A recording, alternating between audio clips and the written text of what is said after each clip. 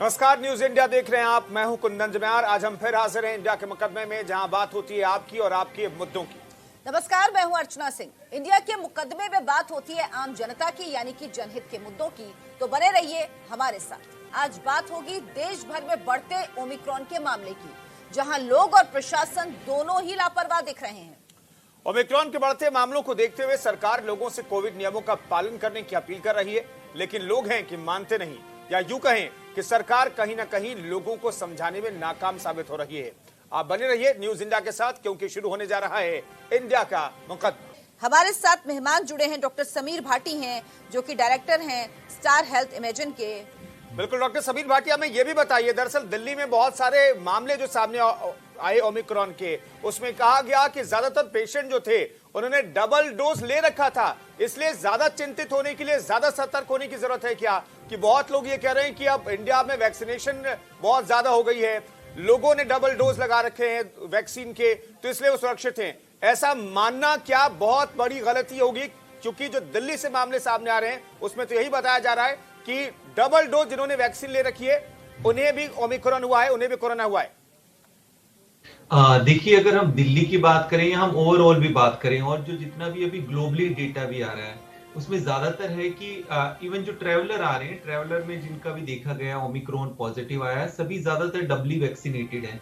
South Africa से जो data आया है, या और हम यूके का डेटा भी देखें, तो ज्यादातर लोगों में री इन्फेक्शन भी देखा गया है। तो इसमें एक चीज हम लोगों को समझने वाली जरूरी है, बात की breakthrough infection. Breakthrough infection हम अगर बात करें तो आप डबली वैक्सीनेटेड है तो भी संक्रमण हो सकता है। री इन्फेक्शन कि आप पहले किसी वेरिएंट से आप इन्फेक्ट हो चुके हैं तो भी आपको हो सकता है, इन दोनों केसेस के अंदर। अब यहाँ पर एक जो बात आ जाती है वो है कि एक ट्रांसमिशन है और एक बीमारी है।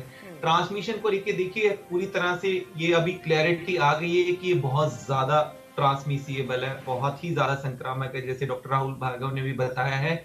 अब डिजीज को लेके भी काफी सारा और डेटा आ रहा है, काफी ज्यादा। जो अभी अगर हम यूएस में भी देखें, जो अनवैक्सीनेटेड लोग हैं उनके अंदर हॉस्पिटलाइजेशन काफी ज्यादा बढ़ा है। बट यहाँ पर एक चीज और आ जाती है, जो फिलहाल अभी हम लोगों को जो चिंता का विषय लग रहा है, कि हम अगर हेल्थ केयर वर्कर्स की बात करें, जैसे अभी यूके में बात कर रहा था मैं किसी से, कि वहां पर हेल्थ केयर वर्कर्स में एब्सेंटिज्म देखा गया है काफी, कोविड रिलेटेड इश्यूज को लेके। क्योंकि जब हेल्थ केयर वर्कर की बात कर रहे हैं तो बहुत पहले वैक्सीनेटेड हो गए थे, तो उनके लिए भी तो ये वाली चीजों को अभी थोड़ा सा हम लोगों को और जो है गंभीरता से लेने की जरूरत है, क्योंकि संक्रमण ज्यादा है, हमारी पॉपुलेशन ज्यादा है। अभी भी काफी सारा एक ग्रुप है जो पार्शियली वैक्सीनेटेड है, मतलब फुली वैक्सीनेटेड नहीं है। और जो एक रिसर्च आई है डॉक्टर भाटी, उसमें ये सामने आया कि 50% लोग जिन्होंने वैक्सीनेटेड थे, जो फुली वैक्सीनेटेड थे, उन्हें भी कोरोना हुआ है। डॉक्टर भाटी, ये जो वेरिएंट है कोरोना का, कह रहे वैक्सीनेटेड लोग भी शिकार हो रहे हैं,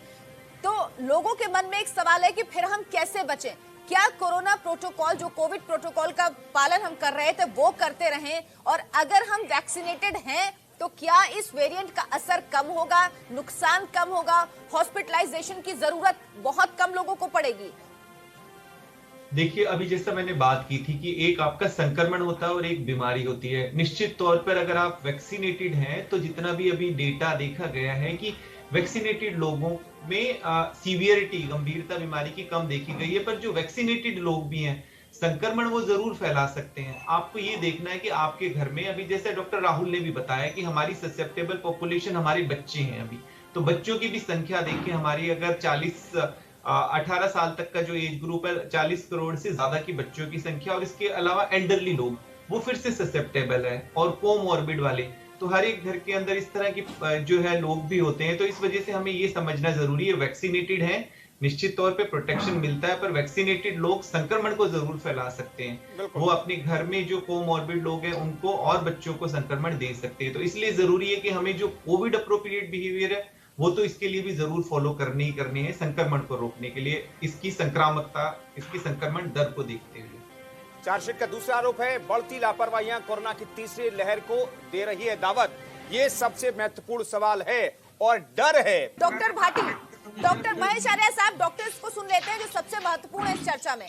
डॉक्टर भाटी, कौन सा तरीका है जिससे सुनामी को आने से कुछ हद तक रोका जा सकता है? क्योंकि वैक्सीनेटेड लोग जब अफेक्टेड हो रहे हैं तो और कौन सा तरीका हो सकता है? क्या कॉन्टेक्ट ट्रेसिंग एक तरीका है? इसके अलावा और क्या चीजें हैं जिनका ध्यान लोगों को रखना चाहिए? जी बिल्कुल, देखिए जिस तरह से हम बात कर रहे थे, जब थर्ड वेव की प्रेडिक्शन पहले भी की जा रही थी, सबसे ज्यादा बताया गया था हमने कि कोई भी तरह का नया वेरिएंट आता है तो उस समय फिर कोई भी जो है केसेस में सर्ज होने की हमेशा संभावना बनी रहती है। पर नया वेरिएंट भी, और वो ज्यादा ट्रांसमिएबल, ज्यादा संक्रामक, इस तरह का पूरा हम देख भी रहे हैं ग्लोबली, वो आने के बाद तो निश्चित तौर पे स्पाइक बढ़ने के चांसेस बने रहते हैं। अब इसमें एक महत्वपूर्ण चीज आ जाती है, सबसे ज्यादा जो जरूरी है, वो हम बात कर रहे हैं एडिशनल डोज या बूस्टर डोज की, स्पेसिफिकली एटलीस्ट हमारे हेल्थ केयर वर्कर्स को, क्योंकि वो हेल्थ केयर वर्कर के लिए इसलिए बात कही जा रही है कि उनको वैक्सीनेशन ड्राइव जब प्रारंभ हुई थी उसी समय उनको वैक्सीन लग गई थी, और उस समय वैक्सीन का जो गैप भी था वो भी कम था, तो डेल्टा वेरिएंट आने से पहले, सेकेंड वेव के पहले ही दोनों डोजेस लग चुकी थी ज्यादातर सभी को, तो लगभग 10 महीने के करीब हो गए हैं। तो प्रायोरिटी हमारा, क्योंकि किसी भी तरह की वेव का जो अंदेशा जताया जा रहा है उसके लिए कौन, आपका हेल्थ केयर वर्कर, पैरामेडिकल, इन्हीं को उस वेव से फाइट करना, तो निश्चित तौर पे सबसे पहले हमें उनको सुरक्षित करना जरूरी है। और साथ ही साथ जो वैक्सीनेशन ड्राइव का मकसद है, हॉस्पिटलाइजेशन को रोकना, सीवियरिटी, गंभीरता, इन सबको रोकना, तो जो हमारा ससेप्टेबल पॉपुलेशन है जिसमें हम इम्यूनो कॉम्प्रोमाइज पेशेंट कह रहे हैं,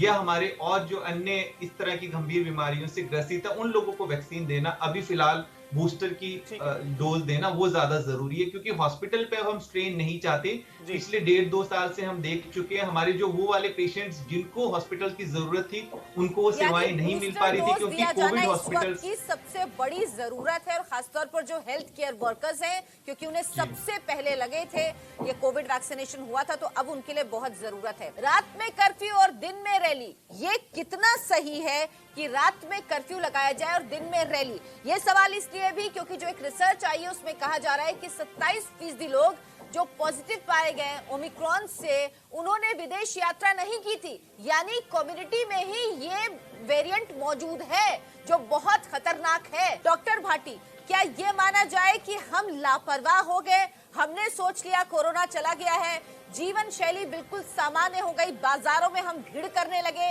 हम बाहर जाने लगे, ये भी एक वजह है जिस तरह से अब केसेस बढ़ रहे हैं?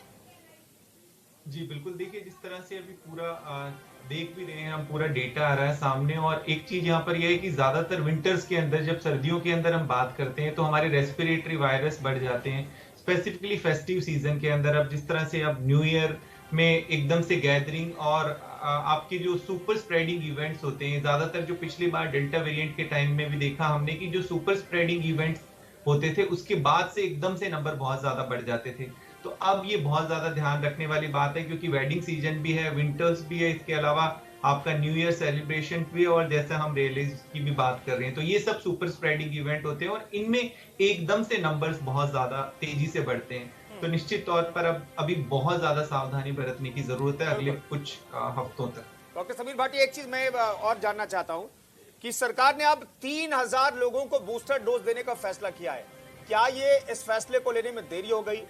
और ये फैसला तब लेना पड़ा सरकार को जब दुनिया में ओमिक्रॉन का खतरा मंडराने लगा, देर से फैसला लिया जा रहा है। सेकेंड वेव में हमने देखा कि ऑक्सीजन के लिए जब मारामारी हुई तो सरकार ने योजनाओं का जिक्र किया, और अब जाकर के ऑक्सीजन प्लांट सभी अस्पतालों में लगे हैं।